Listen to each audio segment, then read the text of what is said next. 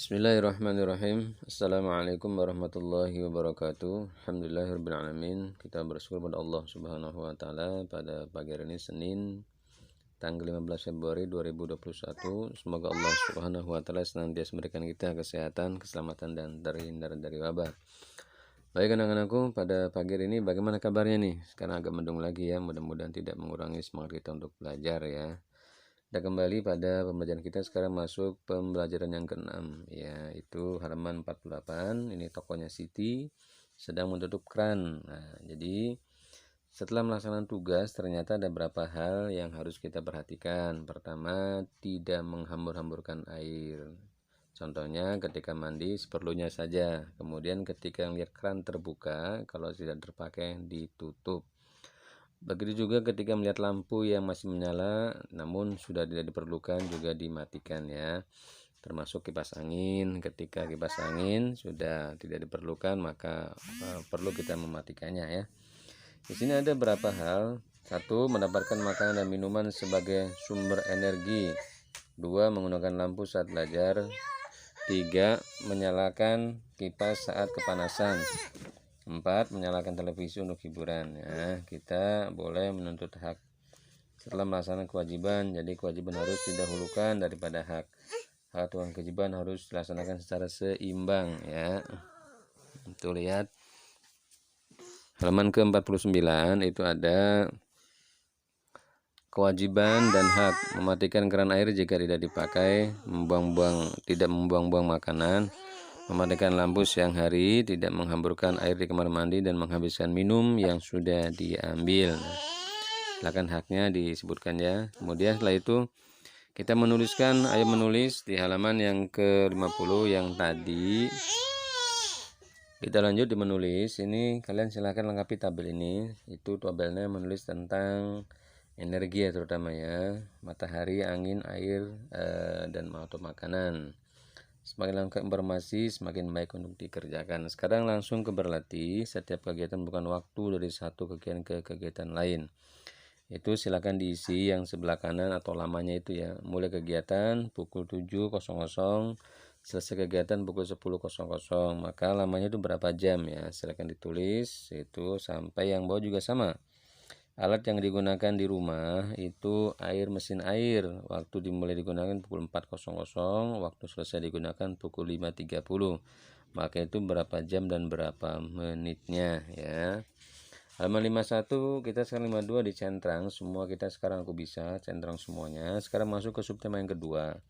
Itu perubahan energi. Energi tidak dapat diciptakan oleh manusia. Energi juga tidak dapat dimusnahkan. Energi yang dapat dirubah dari satu bentuk ke bentuk lainnya. Nah, sekarang kita lihat gambarnya perubahan energi ini.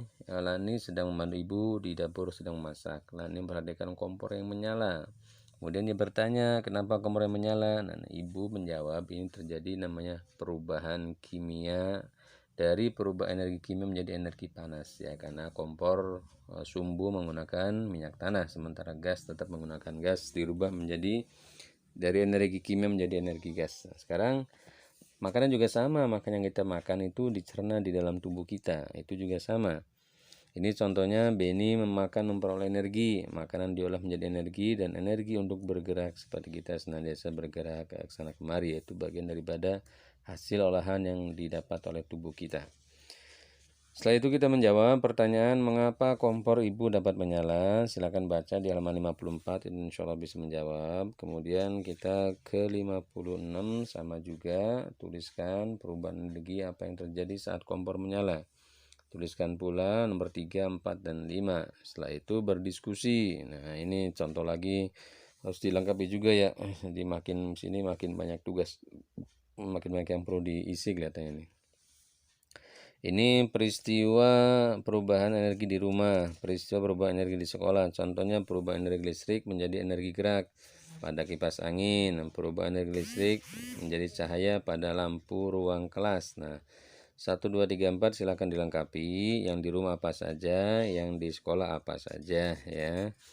Kemudian 58 itu lihat ada gerakan Lani. Setelah selesai dia mencoba gerakan tari, ini kita lewati saja, langsung ke mengamati. Lani tidak terasa, dia ketika berlatih menari ternyata lebih dari 1 jam. 12.30 sekarang Lani merasa sangat lelah, kemudian dia pergi kamar tidur untuk istirahat siang dan Lani pun tertidur.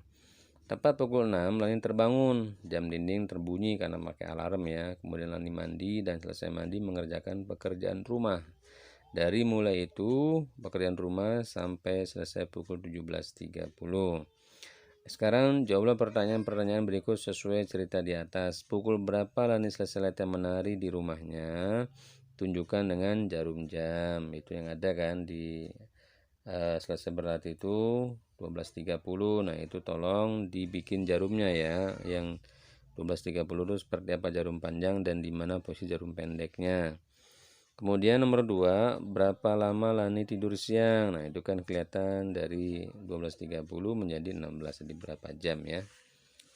Yang ketiga, berapa lama Lani mengerjakan pekerjaan rumah? Berarti dari mulai Lani 16.00 sampai PR selesai itu berapa jam ya. Setelah mandi mungkin dipotong mandi dan ganti pakaian ya. Silakan dikerjakan. Nah, demikian dua pembelajaran, mudah-mudahan bisa dipahami, bisa dimengerti, dan bisa dikerjakan soalnya dengan baik dan dikirimkan pula tugasnya dengan baik pula.